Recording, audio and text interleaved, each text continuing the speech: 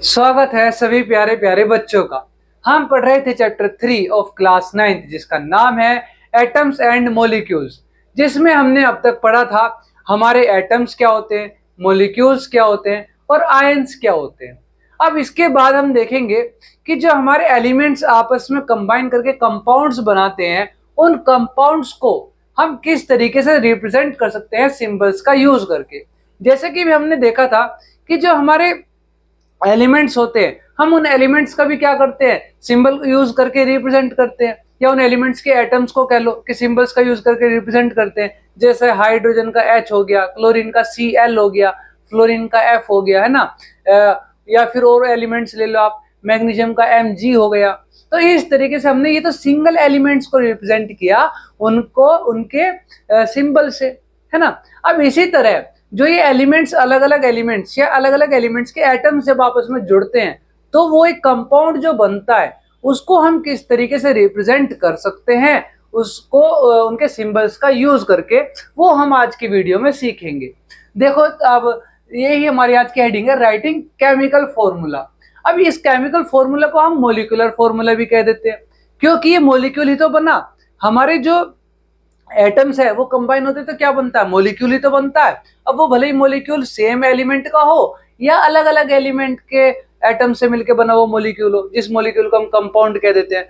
तो वो मोलिक्यूल जो बनता है उसका जो अब हम सिंबल्स यूज करके फॉर्मूला लिखते हैं तो वो क्या कहलाएगा, मोलिकुलर फॉर्मूला भी कहलाएगा। और ये क्योंकि केमिकल्स है हमारे तो ये केमिकल फॉर्मूला भी कहलाया जाता है। तो देखो इसको रिप्रेजेंट करने के लिए ये कह रहा है कि जो कोई भी केमिकल फॉर्मूला वो क्या होता है, किसी कंपाउंड का एक सिंबलिक रिप्रेजेंटेशन है उसके कंपोजिशन की। कंपोजिशन मतलब किस किस चीज से मिलके वो हमारा कंपाउंड बना है, किस किस एलिमेंट से मिलके वो कंपाउंड बना है, उनके सिंबल्स को यूज करके हम जो रिप्रेजेंट कर देते हैं वो क्या कहलाता है, उसका केमिकल फॉर्मूला बना कहलाता है। जैसे कि हम काफी केमिकल फॉर्मूले से ऑलरेडी नोन है, जैसे कि H2O वाटर सबसे सिंपल हमें हमेशा याद रहता है कि वाटर क्या होता है, H2O होता है ना, हाइड्रोजन प्लस ऑक्सीजन, हाइड्रोजन के 2 एटम, ऑक्सीजन का एक एटम, H2O बना। ऐसे ही कार्बन डाइऑक्साइड का भी हमें पता है कि हम कार्बन डाइऑक्साइड गैस रिलीज करते हैं, वो हो गया CO2 का एक कार्बन का एटम 2 ऑक्सीजन के एटम, है ना। तो वो CO2 कार्बन डाइऑक्साइड का केमिकल फॉर्मूला हो गया या मोलिकुलर फॉर्मूला हो गया, क्योंकि वो एक मोलिक्यूल है किसका, कार्बन डाइऑक्साइड का CO2, तो कह दिया मोलिकुलर फॉर्मूला या केमिकल फॉर्मूला कह लो। तो इस तरीके से हम जो है इनको रिप्रेजेंट करते हैं इनका सिंबल्स का यूज करके। अब आज की वीडियो में हम सीखेंगे कि किसी भी एलिमेंट्स को हम आपस में कैसे जोड़ सकते हैं और उनका एक केमिकल फॉर्मूला बना सकते हैं। तो देखो ये कह रहा है कि हमको कोई भी केमिकल फॉर्मूला लिखने से पहले हमें याद होना चाहिए हर एलिमेंट के सिंबल्स, जो कि हमने लास्ट वीडियो में सीखे थे, है ना। अब हर एलिमेंट के सिंबल जब हमें याद होंगे तो उसके अलावा याद होना चाहिए कंबाइनिंग कैपेसिटी ऑफ एलिमेंट, जिसको हम क्या कह देते हैं, वैलेंसी कह देते हैं।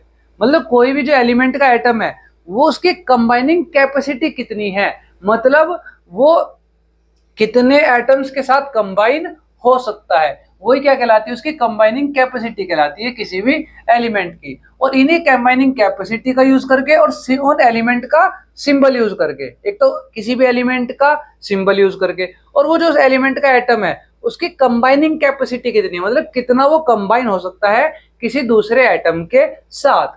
ठीक है, तो इन दोनों चीजों का यूज करके हम क्या करते हैं, कोई भी केमिकल फॉर्मूला लिख सकते हैं किसी भी डिफरेंट कंपाउंड का। क्लियर है। अब आगे देखो ये कह रहा है वैलेंसी क्या टर्म है, यही जो अभी हमने देखा कंबाइनिंग कैपेसिटी क्या होती है किसी भी एलिमेंट की या किसी भी एलिमेंट के एटम की, वही क्या कहलाती है, उसकी वैलेंसी कहलाती है। उस एलिमेंट की क्या कहलाएगी, वो वैलेंसी कहलाएगी, जो भी उसकी क्या होगी, कंबाइनिंग कैपेसिटी होगी किसी एलिमेंट की, उसी को हम क्या कह देंगे, वैलेंसी कह देंगे। क्लियर है। अब आगे देखो ये कह रहा है atoms of elements combine to form chemical compound according to their valency. अब जो उसकी वैलेंसी होगी, मतलब किसी एलिमेंट का जो एटम है वो जितने अलग एटम्स के साथ कंबाइन कर सकता है वही उसकी वैलेंसी कहलाती है। और वैलेंसी के अकॉर्डिंग ही कोई भी जो एलिमेंट के एटम्स है वो कंबाइन करते हैं और क्या बनाते हैं, केमिकल कंपाउंड बना देते हैं। और वो जो केमिकल कंपाउंड बनता है फिर उसी को हम क्या कर देते हैं, उसके सिंबल्स का यूज करके रिप्रेजेंट कर देते हैं, जिसको हम क्या कह देते हैं, केमिकल फॉर्मूला कह देते हैं। क्लियर हो गया।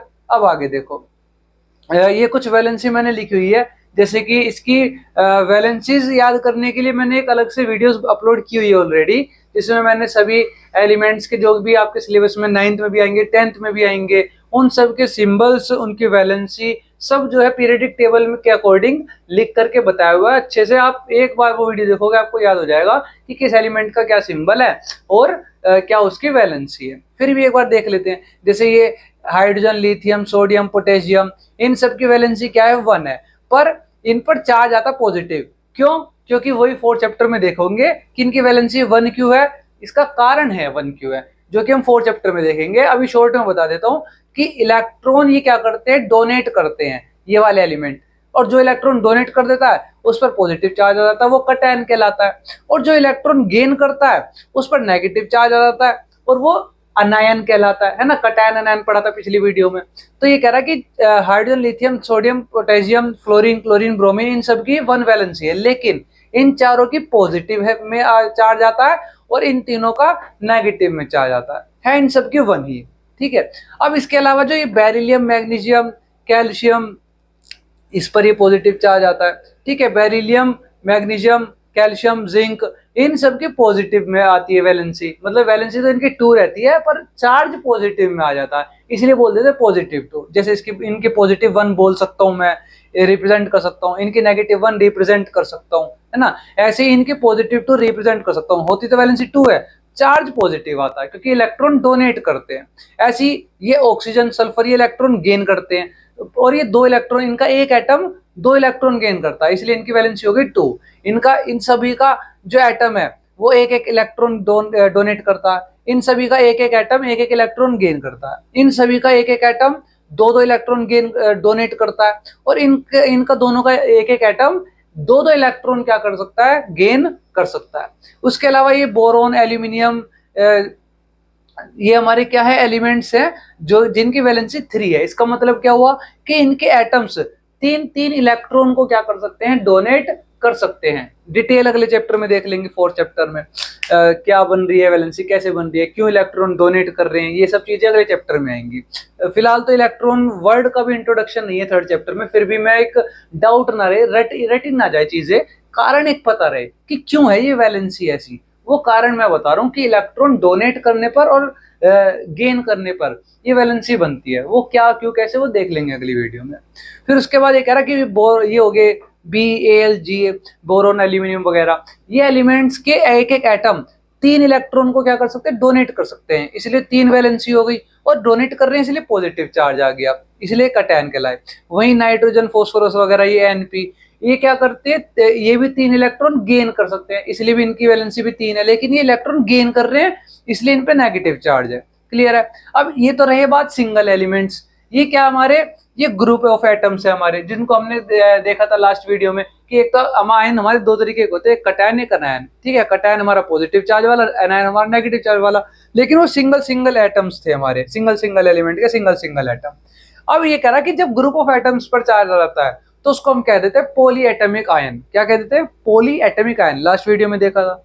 अब वो जो पॉली एटमिक आयन्स हो गए हमारे, ये अलग अलग एलिमेंट जब आपस में जुड़ते हैं और उनपे जब चार्ज आता है तो ये कुछ उनकी वैलेंसी लिखी हुई है। जैसे NH4 हमारा अमोनियम, ये इस पर पॉजिटिव 1 चार्ज रहता है। क्यों? क्योंकि एक इलेक्ट्रॉन डोनेट करता है इसलिए पॉजिटिव चार्ज है, और 1 इलेक्ट्रॉन डोनेट करता है इसलिए 1 वैलेंसी है। इसी तरह OH नेगेटिव, हाइड्रोक्साइड कह देते हैं इस OH को, किसी के भी लास्ट में OH लग जाता है तो वो उसकी हाइड्रोक्साइड कहलाता है। ठीक है। ऐसे किसी के लास्ट में CO3 लग जाता है तो वो उसके कार्बोनेट कहलाता है, किसी के लास्ट में SO4 लग जाता है तो वो उसका सल्फेट कहलाता है। ठीक है। तो ये OH है, OH भी 1 इलेक्ट्रॉन क्या करता है, गेन करता है, इसलिए 1 है वैलेंसी, और गेन कर रहा है इसलिए नेगेटिव है। ऐसे ही हमारा ये है NO3, ऐसे CO3 है कार्बोनेट। ठीक है। ये क्या कर रहा है, 2 इलेक्ट्रॉन गेन कर रहा है इसलिए 2 वैलेंसी, और गेन कर रहा है इसलिए नेगेटिव चार्ज है, अनायन है ये एक। ठीक है। SO4 सल्फेट, ये भी 2 इलेक्ट्रॉन गेन करके बैठा है तो इसकी भी वैलेंसी क्या है, 2 है, और गेन कर रहा है इसलिए इस पर चार्ज आया नेगेटिव, इसलिए ये भी क्या है, एक अनायन है। तो ये कुछ वैलेंसीज हैं एलिमेंट्स की, और ये कुछ हमारे पॉलीएटमिक आयंस की यानी कि कंपाउंड्स की। अब इन कंपाउंड्स को हम क्या करेंगे, आपस में इन एलिमेंट्स को आपस में जोड़ेंगे, एलिमेंट्स को या कंपाउंड्स को, और फिर क्या करेंगे, इनका केमिकल फॉर्मूला बनाएंगे हमारी अगली स्लाइड में। और केमिकल फॉर्मूला बनाने से पहले एक बार देखेंगे कुछ रूल्स कि किन रूल्स का ध्यान रखना पड़ता है केमिकल फॉर्मूला लिखने से पहले। फिर उससे अगली स्लाइड में हम बनाएंगे केमिकल फॉर्मूलाज। अब देखेंगे हमारे कुछ रूल्स जिनका यूज करके हम कोई भी केमिकल फॉर्मूला बना सकते हैं, जिसमें कि हमारा पहला रूल ये कहता है कि हमारी वैलेंसीज जो है बैलेंस होनी चाहिए। देखो कि अभी हमने देखा लास्ट स्लाइड में वैलेंसी क्या होती है। वैलेंसी होती है कोई भी जो एटम है वो किस पावर से कंबाइन कर सकता है किसी दूसरे एटम के साथ में, चाहे वो एक एलिमेंट का एटम हो या दूसरे एलिमेंट का एटम हो, है ना। तो जो उनकी कंबाइनिंग कैपेसिटी होती है वो वैलेंसी होती है और वो सेटिस्फाइड होनी चाहिए, मतलब वो पूरी होनी चाहिए। ठीक है, तो वैलेंसी ये चार्ज जो हम कहते हैं किसी भी आयन पे या किसी भी एलिमेंट पे किसी भी एटम पे वो क्या होना चाहिए, बैलेंस होना चाहिए।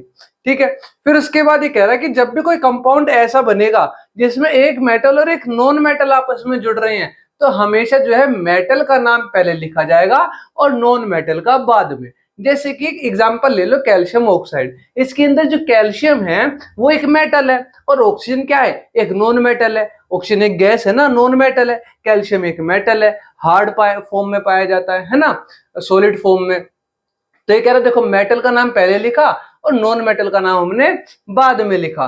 और ऐसे ही NaCl सोडियम क्लोराइड, सोडियम का सिंबल Na होता है, क्लोराइड यानी क्लोरीन, और क्लोरीन का सिंबल Cl होता है। तो सोडियम जो कि मेटल है उसका सिंबल हमने पहले लिखा और क्लोरीन जो कि एक नॉन मेटल है उसका सिंबल हमने बाद में लिखा। और वही रूल जो सिंबल लिखने के लिए हमने सीखे थे कि पहला लेटर कैपिटल रहेगा दूसरा स्मॉल। ये एक सिंबल हो गया एक एलिमेंट का, फिर ये एक एलिमेंट का सिंबल है, इसका पहला लेटर कैपिटल दूसरा स्मॉल।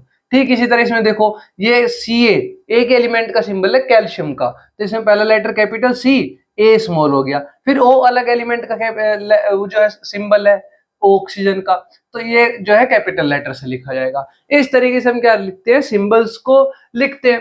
फिर उसके बाद ये कह रहा है तीसरा रूल कि अगर कोई कंपाउंड ऐसा फॉर्म्ड होता है जो कि पॉलीएटॉमिक आयन है तो उसके अंदर पॉलीएटॉमिक आयंस कितने हैं ये बताने के लिए हमें ब्रैकेट लगाना पड़ेगा।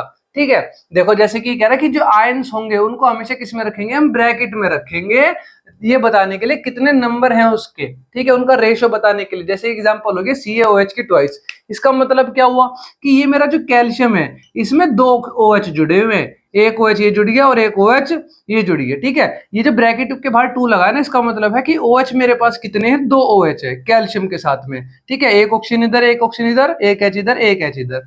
लेकिन अगर मैं इसको ऐसे लिख दूं CaOH2 बिना ब्रैकेट के, तो इसका मतलब क्या हुआ कि कैल्शियम भी एक है ऑक्सीजन भी एक है और हाइड्रोजन कितने 2 है। तो इसका मतलब क्या होगा कि कैल्शियम के साथ में एक तो ऑक्सीजन जुड़ा हुआ है लेकिन हाइड्रोजन 2 जुड़े हुए हैं। ठीक है, तो ये अलग हो गया ना, देखो इससे यहाँ पे कितने OH 2 है, तो इस ब्रैकेट के बाहर 2 लगने का मतलब है कि ऑक्सीजन भी 2 है और हाइड्रोजन भी 2 एटम है। क्लियर हो गया। तो नंबर ऑफ एटम्स कितने हैं ये पहचानना बड़ा ही आसान है।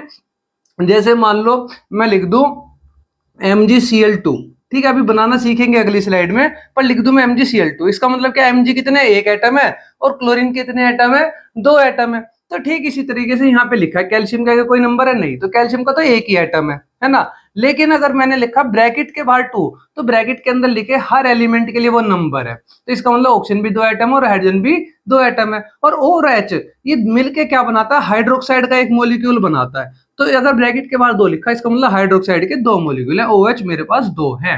ठीक है, अगर मैंने ब्रैकेट नहीं लगाया इसका मतलब ऑक्सीजन एक ही रह जाएगा और हाइड्रोजन मेरे पास 2 हो जाएंगे, जो कि मेरा क्या है, गलत है, गलत।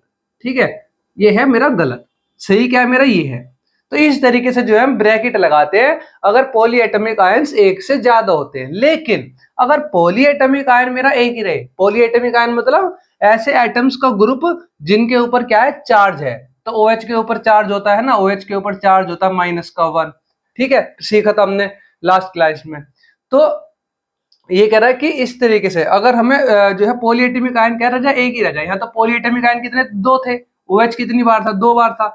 लेकिन अगर पॉलीएटॉमिक आयन एक ही रह जाए तो ब्रैकेट लगाने की हमें नीड नहीं होती। देखो किस तरीके से अभी दिखाते हैं। जैसे कि एग्जांपल दे दिया हमें क्या, NaOH, तो इसमें क्या हुआ कि हमारा Na भी एक है और OH भी हमारा एक ही है। तो अगर ब्रैकेट लगा के कोई नंबर नहीं लिखा इसका मतलब Na भी मेरा एक ही है और OH भी मेरा एक ही है, तो Na के साथ जुड़ा हुआ है OH, ठीक है, बॉन्ड बना करके एक अट्रैक्टिव फोर्स लगा करके Na के साथ जुड़ा हुआ है OH। तो Na भी यहाँ एक, OH भी यहाँ पर एक ही है, इसीलिए ब्रैकेट लगाने की जरूरत नहीं पड़ी, क्योंकि पॉलीएटॉमिक आयन कितने थे, हाँ ये पॉलीएटॉमिक आयन ना, ये कितने, ये एक ही है। लेकिन अगर पॉलीएटॉमिक आयन एक से ज्यादा है तो मुझे ब्रैकेट लगाने पड़ेंगे। अगर 3 होते OH मेरे यहाँ पर तो मुझे 3 लिखना पड़ता, 3 लिखना पड़ता, ठीक है। तो ये थे कुछ रूल सिंपल से 3 कि वैलेंसी बैलेंस होनी चाहिए। कंपाउंड में अगर मेटल और नॉन मेटल है तो मेटल का नाम पहले लिखा जाएगा और वही कैपिटल, पहला लेटर कैपिटल, दूसरा स्मॉल, और नॉन मेटल का नाम बाद में लिखा जाएगा। एक ही लेटर है तो उसका कैपिटल, और 2 लेटर उसका भी पहला कैपिटल दूसरा स्मॉल। फिर तीसरा रूल ये कहता है कि अगर जो मेरे पॉलीएटॉमिक आयंस है, मतलब ग्रुप ऑफ एटम्स जो आपस में जुड़े हुए जिनके ऊपर चार्ज है, अगर वो एक से ज्यादा है तो ब्रैकेट लगा के उनके नंबर लिखने पड़ेंगे। अगर वो एक ही है तो ब्रैकेट लगाने की जरूरत नहीं है, हम उसे डायरेक्ट लिख देंगे। अब अगली स्लाइड में देखते हैं हम हमारे कि हम किस तरीके से केमिकल फॉर्मूला किसी भी कंपाउंड को आपस में जोड़ सकते हैं, मतलब कोई भी कंपाउंड बना सकते हैं, किसी भी एटम्स को आपस में जोड़ सकते हैं। अब केमिकल फॉर्मूलाज बनाने के लिए एक बार हम लिख लेते हैं और रिकॉल कर लेते हैं कि सबकी वैलेंसीज क्या थी। जैसे कि हमारी एक पीरियडिक टेबल होती है, उस पीरियडिक टेबल में हम सभी एलिमेंट्स को लिखते हैं, मेटल्स नॉन मेटल्स सबको प्रॉपर्टीज के अकॉर्डिंग अरेंज किया जाता है, पीरियडिक टेबल में लिखा जाता है। तो एक बार देखो उसमें ग्रुप और पीरियड्स रहते हैं। तो जैसे मेरा ग्रुप 1 हो गया, हाइड्रोजन, लिथियम, है ना, सोडियम, पोटेशियम, इन सब की वैलेंसीज हो गई +1। है तो वैलेंसी 1, लेकिन पॉजिटिव चार्ज इसलिए आता है, पॉजिटिव रिप्रेजेंटेशन इसलिए हुई क्योंकि इलेक्ट्रॉन को डोनेट करते हैं। जैसे मैंने बताया था लास्ट वीडियो में भी, जो हम चैप्टर 4 में पढ़ेंगे, कि ये जो आयंस बनते हैं, पॉजिटिव चार्ज और नेगेटिव चार्ज, ये बनते क्यों है? क्योंकि पॉजिटिव चार्ज आता है जब इलेक्ट्रॉन को डोनेट कर देते हैं, नेगेटिव चार्ज आता है जब इलेक्ट्रॉन को गेन कर लेते हैं। ये इलेक्ट्रॉन और प्रोटॉन होते क्या है? ये एटम्स के अंदर पाए जाते हैं, इलेक्ट्रॉन, प्रोटॉन, न्यूट्रॉन। क्लियर है? जो कि हम चैप्टर 4 में पढ़ेंगे। अभी फिलहाल देखते हैं, ये हमारा क्या हो गया, ग्रुप 1 हो गया। ऐसे ग्रुप 2 हो गया हमारा, ये हमारा BMg, Ca, कैल्शियम, है ना। इसी तरीके से इनकी हो गई 2 वैलेंसी और पॉजिटिव चार्ज आता है इनके पास। ऐसे ग्रुप 13 हो गया हमारा। ग्रुप 13 पर हो गई हमारी जो है BAl, Ga, है ना। और इनकी वैलेंसी क्या होती है? इनकी वैलेंसी होती है हमारी पॉजिटिव की 3, मतलब वैलेंसी 3 होती है, वही चार्ज पॉजिटिव आता है। फिर इसके बाद आता है हमारा क्या, नाइट्रोजन वाला ग्रुप, कार्बन वाला ग्रुप, कोल, सीता, गीत, मतलब ये शॉर्ट ट्रिक्स हमारी, कोल, सीता, गीता, स्नेह, प्रभा याद रखने की। जैसे ये है हमारे लिए ना करो रब से फरियाद, बेटा मांगे कार स्कूटर बाप रोए, बैंगन आलू गाजर इन थेला। ऐसी ही है हमारी कोल, सीता, गीता, स्नेहा, प्रभा, है ना। इनकी भी, इनकी होती है 4 वैलेंसी, पॉजिटिव माइनस इनकी दोनों हो जाती है। क्लियर है? अब आगे देखो, फिर ये क्या कह रहा है कि उसके बाद आता हमारा नाइट्रोजन ग्रुप, नाना, पाटेगर, असरानी, सब बीमार, इनकी होती है -3।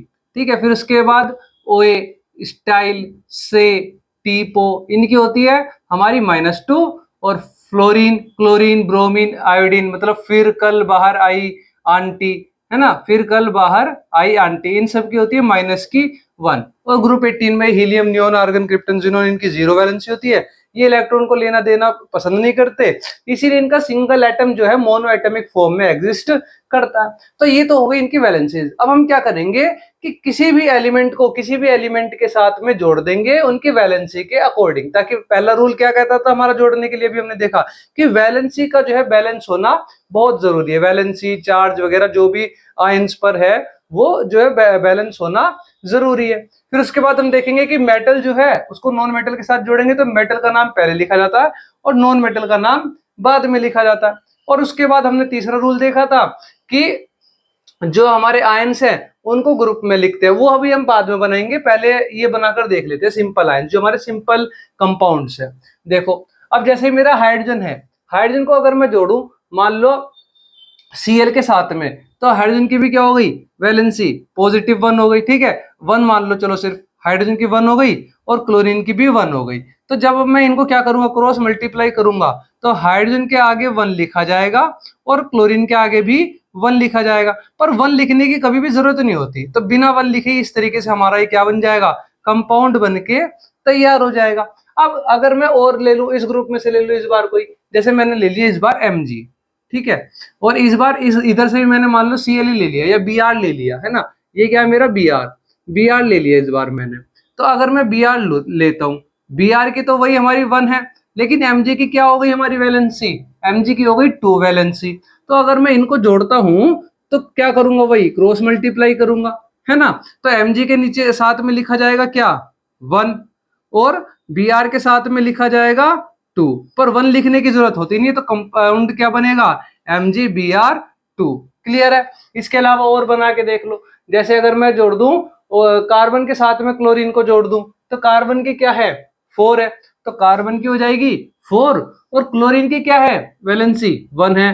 तो इसको मैं क्या करूंगा क्रॉस मल्टीप्लाई कर दूंगा, और क्या हो जाएगा कार्बन के साथ में क्या लिखा जाएगा, कार्बन के साथ में लिखा जाएगा 1, और क्लोरीन के साथ में लिखा जाएगा 4। ठीक है, क्रॉस मल्टीप्लाई करते हैं इस तरीके से, कार्बन की उसके नीचे लिखी, क्लोरीन की उसके नीचे लिखी, क्रॉस मल्टीप्लाई किया, तो कार्बन के आगे लिखा जाएगा 1 और क्लोरीन के आगे लिखा जाएगा 4। 1 लिखने की जरूरत नहीं होती। तो क्या कंपाउंड बना CCl4, और वही पहला लेटर हमारा जो है एलिमेंट का कैपिटल में आएगा, दूसरा अब अगर लेटर स्मॉल आएगा, पर इसका तो एक ही सिंबल है हमारा, एक ही लेटर लिखा जाता है कार्बन का, पर क्लोरीन के में 2 लिखे जाते हैं, तो पहला कैपिटल हो गया और दूसरा स्मॉल हो गया। इस तरीके से ही हमारा कंपाउंड बन गया। इसी तरीके से कोई भी ले लो तुम, जैसे मान लो Al ले लिया मैंने, है ना, Al ले लिया एल्यूमिनियम, तो एल्यूमिनियम की कितनी हो गई मेरी 3 हो गई, है ना। और इसके अलावा ये इधर से मान लो मैंने ले लिया ऑक्सीजन ले लिया, ऑक्सीजन की कितनी हो गई, ऑक्सीजन की 2 हो गई। तो क्या होगा वही क्रॉस मल्टीप्लाई करेंगे, ठीक है। ये क्या बनेगा Al के साथ में 2 लिखा जाएगा और ऑक्सीजन के साथ में 3 लिखा जाएगा, तो कंपाउंड क्या बनेगा मेरा Al2O3 बनेगा। ठीक है। अब इसी तरीके से जैसे मान लो अगर मैं ले लूं इधर से कैल्शियम ले लूं, इधर से ले लिया मैंने कैल्शियम, इसकी हो गई 2 और ऑक्सीजन की भी हो गई क्या 2। ठीक है, तो इनके मैं क्रॉस मल्टीप्लाई अगर करता हूं तो कैल्शियम 2 है और ऑक्सीजन भी 2 है, तो जैसे यहाँ पर 1 1 थे, दोनों बराबर थे, तो 1 लिखने की जरूरत नहीं थी। ऐसे ही अगर 2 2 भी आ गए ना दोनों और दोनों बराबर हैं, तो वो 2 लिखने की जरूरत नहीं है। तो कंपाउंड क्या बनेगा हमारा, हम सिंप्लीफाई करके लिख देंगे कैल्शियम ऑक्साइड। ठीक है, अगर दोनों 2 2 है तो दोनों 2 लिखने की जरूरत नहीं है। मतलब अगर सेम नंबर आ जाए ना यहाँ पे, तो वो सेम नंबर लिखने की जरूरत नहीं होती। जैसे अगर मैं इसके साथ में बी के साथ में जोड़ दूं n, बी के साथ में जोड़ दूं n, बी की भी क्या है 3 है वैलेंसी, और n की भी क्या है इसकी भी 3 है, तो क्रॉस मल्टीप्लाई करेंगे तो वैसे तो बनेगा मेरा B3, है ना, N3, लेकिन इस 3 को लिखने की जरूरत नहीं होगी क्योंकि सेम नंबर है ये, तो कंपाउंड क्या बनेगा मेरा Bn बन जाएगा। इस तरीके से हम जो है कंपाउंड्स को बना सकते हैं। अब इसको एक बार ही समझ लेते हैं कि ऐसा हुआ क्यों, मतलब इस तरीके से हम कर क्यों रहे हैं।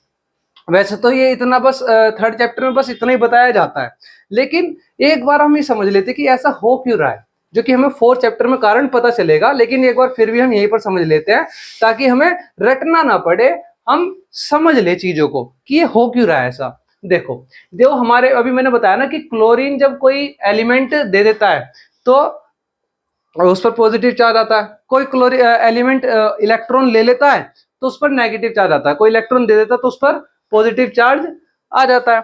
ठीक है, तो ये कह रहा है जो जितने इलेक्ट्रॉन देता है ये जितने इलेक्ट्रॉन लेता है वही उसकी वैलेंसी कहलाती है। तो अगर इसकी वैलेंसी 1 है इस ग्रुप की सबकी, तो ये 1 इलेक्ट्रॉन दे सकते हैं। अगर इस सबके ग्रुप की वैलेंसी है 2, तो ये 2 इलेक्ट्रॉन दे सकते हैं। इसी तरीके से ये 3 इलेक्ट्रॉन दे सकते हैं, इसलिए पॉजिटिव चार्ज आ रहा है सब पर, है ना। और ये वाले जो ग्रुप वाले हैं ये 4 इलेक्ट्रॉन दे सकते हैं, ले सकते हैं। ठीक है, फिर ये जैसे ये वाला ग्रुप है हमारा, ये 3 इलेक्ट्रॉन ले सकते हैं। ठीक है, ये देंगे नहीं, ये 3 इलेक्ट्रॉन ले सकते हैं ये वाले ग्रुप, तो इन पर नेगेटिव चार्ज आता है और वही 3 वैलेंसी है। देखो इसकी भी 3 है, इसकी भी 3 है, पर ये 3 इलेक्ट्रॉन दे रहा है इसलिए इस पर पॉजिटिव चार्ज है, ये 3 इलेक्ट्रॉन ले रहा है इसलिए इस पे नेगेटिव चार्ज है। इसी तरीके से 2 इलेक्ट्रॉन ले रहे हैं, ये 2 इलेक्ट्रॉन दे रहे हैं तो इनकी भी 2 वैलेंसी है, ये भी 2 इलेक्ट्रॉन ले रहे हैं तो इनकी भी 2 वैलेंसी है, पर ये दे रहे हैं इसलिए इन पे पॉजिटिव चार्ज है और ये ले रहे हैं इसलिए इन पे नेगेटिव चार्ज है। इसी तरीके से ये भी एक वैलेंसी वाले ग्रुप है और ये भी एक वैलेंसी वाले ग्रुप है 1 वाले, लेकिन ये इलेक्ट्रॉन देते हैं ये वाले ग्रुप तो इन पर पॉजिटिव चार्ज है, ये इलेक्ट्रॉन लेते हैं इसलिए इन पर नेगेटिव चार्ज है। ठीक है, अब ये कह रहा है कि इलेक्ट्रॉन लेते देते क्यों है, वो तो खैर हम 4th चैप्टर में पढ़ेंगे, वो होता है स्टेबिलिटी के लिए। ये इलेक्ट्रॉन्स का लेना देना होता है कि उनका एटम क्या हो जाए, स्टेबल हो जाए, स्थिर हो जाए। जैसे कि हम जो है जब हमारे पास फुली एनर्जी होती है तो हम क्या रहते हैं, स्टेबिलिटी के साथ बैठे रहते हैं। लेकिन अगर एनर्जी कम होती तो हम क्या करते हैं, खाना खाने जाते हैं। ये ज्यादा खा लिया तो हम टहलने जाते हैं, है ना, टहलने जाते तो ताकि उस एनर्जी को थोड़ा सा निकाल सके, फिर आके आराम से घर में बैठ सके। तो इस तरीके से होता है यहाँ पर भी। बाकी डिटेल में 4th चैप्टर में देखेंगे। अभी फिलहाल इतना समझा हमने कि इलेक्ट्रॉन दिया तो पॉजिटिव चार्ज, लिया तो नेगेटिव चार्ज, और जितने इलेक्ट्रॉन दिए लिए वही क्या बन जाती है, उनकी वैलेंसी बन जाती है। अब देखो मैं ये कह रहा हूं कि अगर मान लो मेरा जो लिथियम है, ये मान लो मेरा जो बोरोन है, वो कह रहा है 3 इलेक्ट्रॉन वो दे सकता है। ठीक है, जो मेरा बोरोन है वो 3 इलेक्ट्रॉन जो है दे सकता है। ये बोरोन हो गया, मान लो ये इसके 3 इलेक्ट्रॉन हो गए, 3 इलेक्ट्रॉन दे सकता है। लेकिन जो मेरा ऑक्सीजन है वो मेरा सिर्फ 2 इलेक्ट्रॉन ले सकता है। ठीक है, वो सिर्फ 2 इलेक्ट्रॉन ले सकता है। ऑक्सीजन जो है 2 इलेक्ट्रॉन लेगा, बोरोन 3 इलेक्ट्रॉन देगा। लेकिन अगर ये मैं इन्हें आपस में जोड़ूं तो ये इसके 2 इलेक्ट्रॉन ले लेगा ऑक्सीजन, है ना। ऑक्सीजन 2 इलेक्ट्रॉन ले सकता है तो इसके 2 ले लेगा, क्योंकि तो अपने तीनों देने के लिए बैठा है ना, और ये 2 लेने के लिए बैठा है, तो ये इसके 2 ले लेगा। लेकिन इसको एक और इलेक्ट्रॉन बचा अभी, तो ये क्या करेगा, क्योंकि ये कहेगा कि अभी मुझे तो एक और इलेक्ट्रॉन देना, तूने तो अपने 2 इलेक्ट्रॉन ले लिए जो तुझे चाहिए थे, मुझे तो अभी एक और इलेक्ट्रॉन देना, तब मेरी स्टेबिलिटी आएगी मेरे अंदर। तो ये क्या करेगा, ये कहेगा जा अपना एक और ऑक्सीजन बुला के ला। ठीक है, तो एक और ऑक्सीजन आएगा, एक और ऑक्सीजन आएगा, वो भी 2 इलेक्ट्रॉन लेना चाहता है, लेकिन वो इससे 1 इलेक्ट्रॉन ले पाएगा, है ना, वो इससे 1 ही इलेक्ट्रॉन ले पाएगा, क्योंकि इसके पास इसके पास अब कितने इलेक्ट्रॉन बचे देने के लिए, 1 इलेक्ट्रॉन बचा देने के लिए। अब ये ऑक्सीजन कहेगा कि भाई मुझे तो एक और इलेक्ट्रॉन चाहिए, तो तू अपना एक और साथी बुला के ला। तो एक और बोरोन आएगा, बी आएगा, जो कि 3 इलेक्ट्रॉन देना चाहता है। ठीक है, तो ये क्या करेगा, अपना 1 इलेक्ट्रॉन, इसको तो 1 इलेक्ट्रॉन चाहिए था लेकिन, तो इससे 1 इलेक्ट्रॉन ले लेगा। ठीक है, ये क्या करेगा, इससे 1 इलेक्ट्रॉन ले लेगा। ठीक है, क्योंकि ये 3 इलेक्ट्रॉन देना चाहता है, पर इसने इससे 1 इलेक्ट्रॉन लिया, इस ऑक्सीजन ने इस बोरोन से 1 इलेक्ट्रॉन लिया। ये कहेगा कि मेरे पास तो अभी 2 इलेक्ट्रॉन और बचे हैं, मैं तो अभी 2 इलेक्ट्रॉन और देना चाहूंगा, तभी स्टेबल होऊंगा। मुझे क्यों बुलाया अगर मुझसे 1 इलेक्ट्रॉन लेना था तो ये कहेगा कि अब तू भी अपना कोई साथी बुला ऑक्सीजन, तो एक और ऑक्सीजन आ जाएगा, है ना। अब एक और ऑक्सीजन जो आएगा वो 2 इलेक्ट्रॉन लेना चाहेगा, क्योंकि ऑक्सीजन की तो वैलेंसी कितनी 2 है, ये तो 2 इलेक्ट्रॉन लेना चाहता है। बोरोन की 3 है तो ये 3 इलेक्ट्रॉन देना चाहता है। तो ये ऑक्सीजन क्या कहेगा कि मैं 2 इलेक्ट्रॉन लेना चाहता हूं। ये बोरोन कहेगा बहुत बढ़िया बात है, मैं भी 2 इलेक्ट्रॉन देना चाहता हूं, तू 2 इलेक्ट्रॉन लेना चाहता है, बात बराबर हो गई, ये ले अपने 2 इलेक्ट्रॉन मेरे से। तो ये इस तरीके से क्या करेगा, बोरोन कितने लगे, 2 लगे, बोरोन कितने लगे, 2 लगे ना, पर ऑक्सीजन कितने लगे, 3 लगे, तब जाके जो है ये स्टेबल हो पाया ये कंपाउंड। तो देखो यही हमने यहाँ पे किया था कि बोरोन की वैलेंसी क्या है, 3 है ना, बोरोन की वैलेंसी हो गई 3, और वहीं जो ऑक्सीजन है उसकी वैलेंसी है 2, और हम क्या कर रहे थे, क्रॉस मल्टीप्लाई कर रहे थे, तो बी लग रहा था मेरा 2 और ऑक्सीजन लग रहा था मेरा 3, तब ये कंपाउंड बन रहा था। ठीक है, अब मुझे समझ आया कि इस तरीके का कंपाउंड ये बना क्यों B2O3, क्योंकि इलेक्ट्रॉन को लेना देना इनके लिए जरूरी है स्टेबिलिटी बनाने के लिए, और ये जितने इलेक्ट्रॉन देते हैं वो इनकी क्या बन जाती है, वैलेंसी बन जाती है। तो वैलेंसी 3, इसका मतलब 3 इलेक्ट्रॉन देगा, इसकी वैलेंसी 2 ऑक्सीजन की, तो 2 इलेक्ट्रॉन लेगा।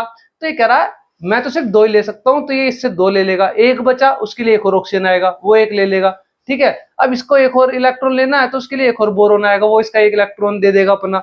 अब बचे इसके पास 2, तो एक और ऑक्सीजन आएगा, वो इसके 2 इलेक्ट्रॉन ले लेगा। तो इस तरीके से 3 ऑक्सीजन ने 2 बोरोन के इलेक्ट्रॉन ले लिए, या यूं कहूं कि 2 बोरोन के इलेक्ट्रॉन लेने के लिए 3 ऑक्सीजन आए लगे। ठीक है, तो तब जाके जो है 3 ऑक्सीजन ने 2 बोरोन की स्टेबिलिटी बनाई, और 2 बोरोन ने 3 ऑक्सीजन की स्टेबिलिटी बनाई, और तब ये आपस में जुड़ के जो है स्टेबल हो पाए, और इसलिए कंपाउंड बना B2O3। क्लियर है मामला। अब इस तरीके से हम आयंस की भी बना सकते हैं, जैसे कि हमारा अगला कंपाउंड है मान लो Na और CO3। ठीक है, Na की वैलेंसी कितनी है हमारी 1, कितनी है 1, और CO3 की कितनी है 2।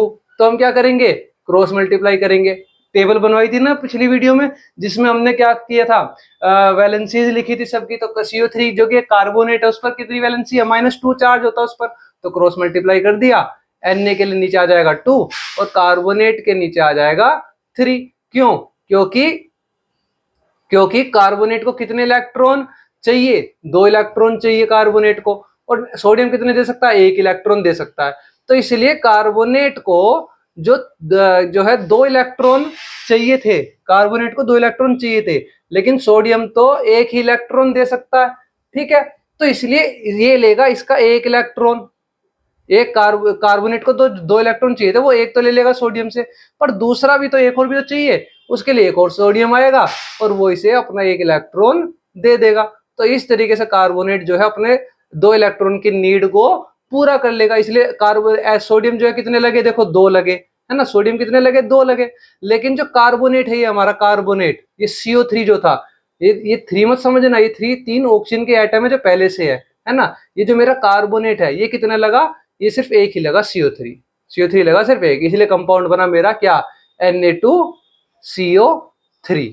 तो इस तरीके से हम जो है कोई भी एलिमेंट्स को आपस में जोड़ सकते हैं। आप घर पे आप प्रैक्टिस करो, इधर से कोई भी एलिमेंट उठाओ, इधर से कोई भी एलिमेंट उठाओ, एक पॉजिटिव वाला एक नेगेटिव उठा लो, या कोई भी उठा लो, आपस में कोई भी 2 एलिमेंट उठाओ और उन्हें आपस में जोड़ो उनकी वैलेंसी के अकॉर्डिंग। इसी तरीके से प्रैक्टिस करो और आप बड़े इजीली आप देख पाओगे फिर कि आप किस तरीके से एलिमेंट्स को आपस में जोड़ के कोई भी कंपाउंड बना सकते हो उसकी वैलेंसी के अकॉर्डिंग। बस ये याद रखना कि अगर एक एक ही सिंबल है उनका तो दोनों ही कैपिटल में आएंगे, लेकिन अगर जो है अलग एक ही एलिमेंट के 2 लेटर लिखे जाते हैं, जैसे BR, तो B में B कैपिटल रहेगा और R स्मॉल रहेगा, है ना। अगर मैं लिख रहा हूँ BR किसके साथ में, मान लो AL के साथ में, तो AL तो रहेगा मेरा AL का A कैपिटल, L स्मॉल, और BR का B कैपिटल और R स्मॉल। इस तरीके से हम जोड़ेंगे, फिर वैलेंसी कर देंगे।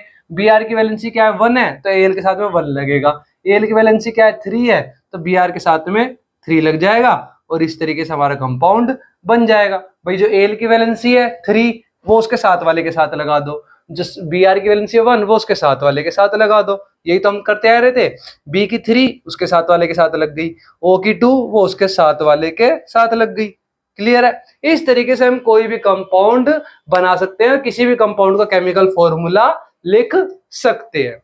समझ गए। अब घर पे प्रैक्टिस करो अच्छे से और अलग अलग कंपाउंड्स बनाओ, ताकि आपको अच्छे से आ जाए कोई भी कंपाउंड बनाने और कोई भी केमिकल फॉर्मूला लिखना।